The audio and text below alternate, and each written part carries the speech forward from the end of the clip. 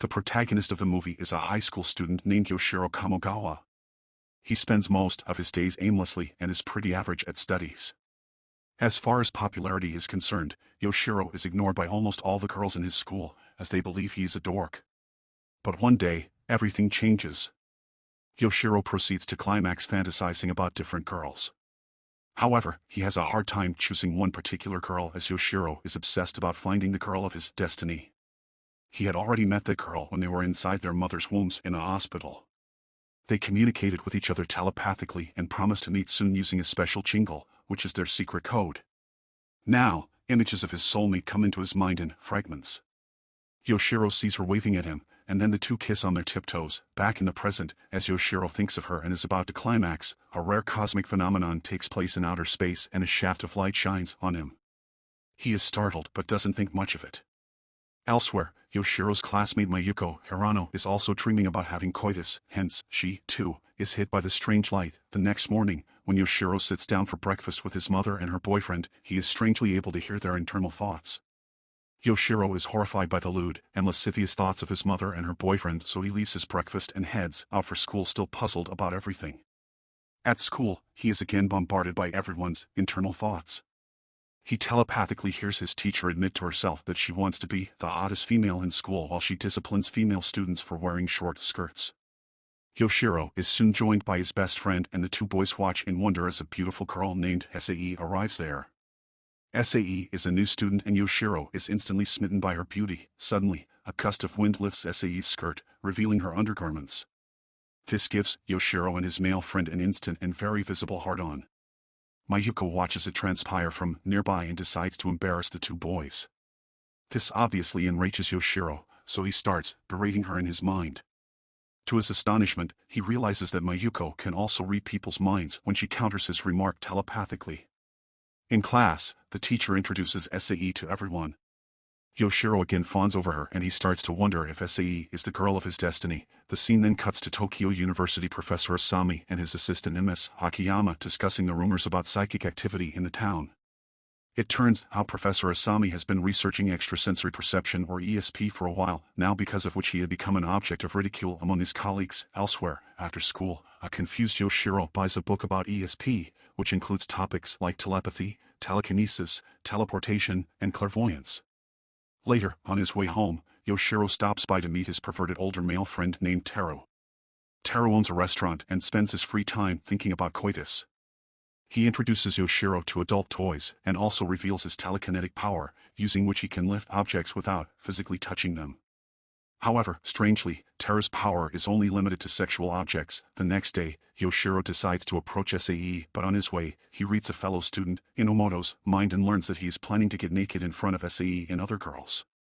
Yoshiro tries to stop him, but shockingly, Inomoto has the ability to teleport from one place to another. He goes directly inside the girls' locker room and exposes himself, but his plan fails terribly. Just then, Professor Asami and Ms. Akiyama confront the new psychics and gather them at his place. During the operation, it's revealed that Ms. Akiyama also has a strange psychic power. She has the power of precognition, which allows her to foresee the future of anyone who looks at her bra. The new psychics include Yoshiro, Teru, Inomoto, Mayuko, and another creepy student named Yabe. It's revealed that Yabe is clairvoyant, which gives him the ability to see through objects. Soon, Professor Asami introduces himself and explains that he has been researching ESP for a while now. He also reveals that Yoshiro and the others got their powers because of a cosmic phenomenon. It turns out they are not the first ones to acquire ESP. 200 years ago in Duluth, Minnesota, there was another psychic awakening. Cosmic rays hit the city when the planets were aligned in a particular way and imparted these powers to some people. This time, similar cosmic rays hit Japan. Yoshiro and others got the ESP because they fit a certain criteria. First, they are virgins, they have never had coitus. Second, when the rays hit town, they all were aroused. Thirdly, they noticed their power. Asami claims that he and his research team have been trying to harness this energy from space for good. He also reveals that the psychics from the American town were killed by other evil psychics. This means that there are some other psychics in this town too, and they might abuse their powers. Asami tells the group that they must protect their town from Duluth's fate. Just then, SAE appears from a washroom and it's revealed that she is Professor Asami's daughter. The movie then cuts to the home of a ferry skipper named Akiko Kamaya, who has also acquired psychic power. She has recently come out as a lesbian and is on a mission to find herself a girlfriend. However, because everyone ignores her, she has started misusing her power to freeze other girls and take advantage of them. Later that night, someone dumps tens and hundreds of adult dolls in Yoshiro's high school. Professor Asami, Ms. Akiyama, and some detectives quickly arrive at the scene. Upon close inspection, Asami learns that someone has laced the dolls with an aphrodisiac. He collects a sample of the drug and instructs Ms. Akiyama to hide the news from Yoshiro and others to keep them from panicking. The next day, a new teacher joins Yoshiro's school. She is a Japanese-American woman named Mia Polnareff. Ms. Polnareff is very sex-positive, and in her first interaction with the students, she delivers a passionate speech. She says that Earth is in a crisis and people have lost hope. Hence, everyone should embrace love and be erotic. Later, Polnareff catches Yoshiro staring at SAE, so she approaches him and places her hand over his head. Lo and behold, she reads Yoshiro's memory and claims that she is the girl of his destiny before walking away with her two scantily clad female assistants. It turns out Polnareff is a psychic too. Meanwhile, after examining the sample from the adult doll, Professor Asami concludes that the substance is not from Earth. He fears that it could be part of the evil psychic's plan. In the next scene, we're taken to psychic lesbian Akiko's house, where a large group of high school girls emerge seemingly under some spell.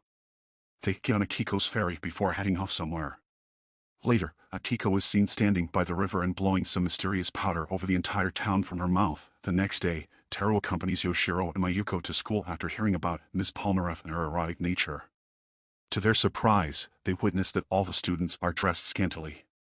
Soon, Ms. Polnareff walks up to the trio and using her ability, she figures out that Mayuko and Taro too have psychic powers. Not only the high schoolers, the entire town is seemingly under some spell and they are walking around in their undergarments.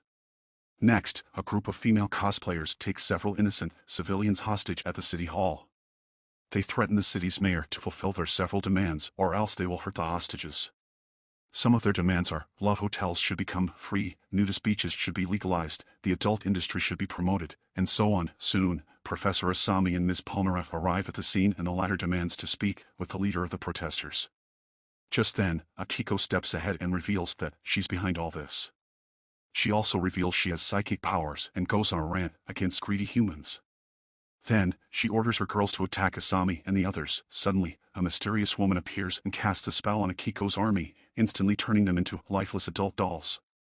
Akiko is taken aback and she immediately flees the scene.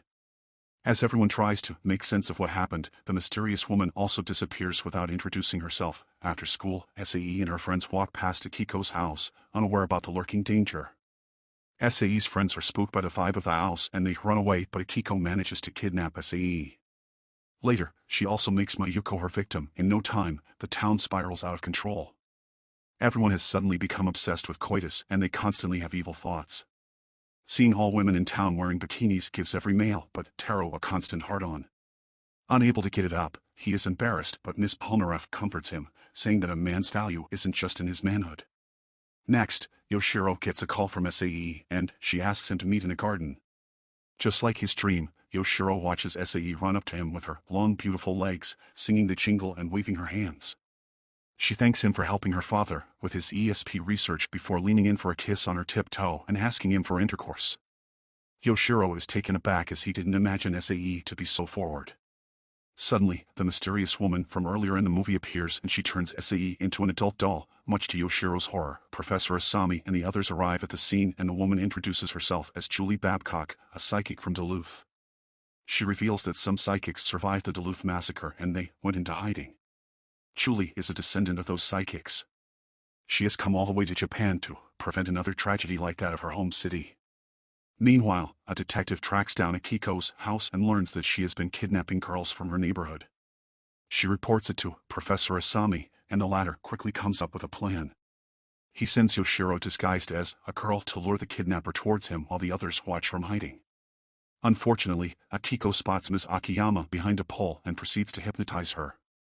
But before she can do so, the psychic lady reads her future by flashing her bra. Akiko immediately runs away, and Ms. Akiyama reveals that she is headed towards the city hall. Wasting no time, Professor Asami and his group head for the city hall, and there, they come across all the kidnapped girls in a passed-out state. They also find multiple girls claiming to be the real SAE in the hallway. The creepy psychic, Yabe, uses his clairvoyance to reveal that they are all clones. After a while, Akiko finally appears with her army of scantily dressed girls, but Julie immediately turns some of them into dolls. Furious, Akiko sends more girls to attack Yoshiro and others before running away. As the group deals with the army of girls, Ms. Polnareff grabs Yoshiro and escorts him to safety. Yoshiro gullibly follows her, but she takes him to the stage and traps him inside an enclosure. Ms. Polnareff then opens the curtains, revealing 3 life-size cutouts of pregnant women. It turns out that she has held Yoshiro captive inside the womb of one of the cutouts. Next, it's revealed that SAE and Mayuko have been held captive in the womb of the other 2 cutouts. Yoshiro discovers this and speaks to the girls, who are distraught about their situation. To calm herself down, Mayuko starts singing the special jingle. Taken aback, Yoshiro finally realizes that the girl of his destiny is none other than Mayuko. He tells her that it's him she promised to meet after taking birth. With this, the two cry tears of joy, and Yoshiro finally sees the face of Mayuko in the dream sequence running up to him with long legs. However, before they could kiss, Miss Polnareff interrupts, causing him to snap out of his dream. She then claims that she taught that song to Mayuko, much to Yoshiro's astonishment. Meanwhile, Professor Asami and his group turn Akiko's army into dolls with the help of Julie. With nowhere to go, Akiko finally accepts defeat but warns them that her master, Ms. Polnareff, will teach them a lesson. Julie then purifies her soul, and it's revealed that Akiko is only a puppet acting under Ms. Polnareff's spell. With this information, Professor Asami finally figures out that the cunning Polnareff has the ability to control people's memories. She deletes, rewrites, transplants memories, and even manipulates them to suit her needs. Meanwhile, Ms. Polnareff orders her henchwoman to escort SAE and Mayuko away. As she tries to get close to Yoshiro, Professor Asami and others arrive. When Taro questions her motives, Ms. Polnareff asserts that she is doing all this to wipe out humanity from Earth. She hates humans because they violate nature and are greedy. Only God's chosen will remain. Ms. Polnareff then claims that Yoshiro is the chosen one and expresses her love for him. She also reveals that she can't control his memory because of her feelings for him. Just then, Julie interrupts her speech and tries to purify her soul, but to her astonishment, Polnareff has no evil intentions. And in the blink of an eye, she overpowers Julie and knocks her out. The other psychics attack Ms. Polnareff, but she easily defeats them and erases their memory. She then turns to Yoshiro and asks him to come with her, threatening to kill him otherwise. At first, the naive schoolboy refuses, but when Ms. Polnareff mentions that the Earth's fate depends on him, he agrees. Following this, she takes him to a nursery where she has turned SAE, Mayuko, and herself into children. Polnareff says that she wants to be a child again because they are pure souls unlike adults. However, Yoshiro refuses to become a child and insists he'd rather climax and have coitus as an adult. His erotic speech soon disgusts Polnareff, as she wants to be the girl of his destiny, not a plaything.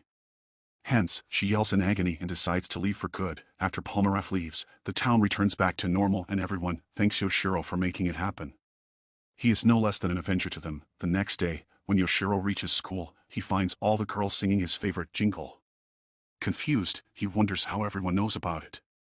The movie ends as a narration reveals that Yoshiro's mother actually sat next to numerous pregnant women in a tram after she exited the hospital. From her womb, Yoshiro telepathically communicated with all the unborn girls present there, hence, all of them are his soulmates now.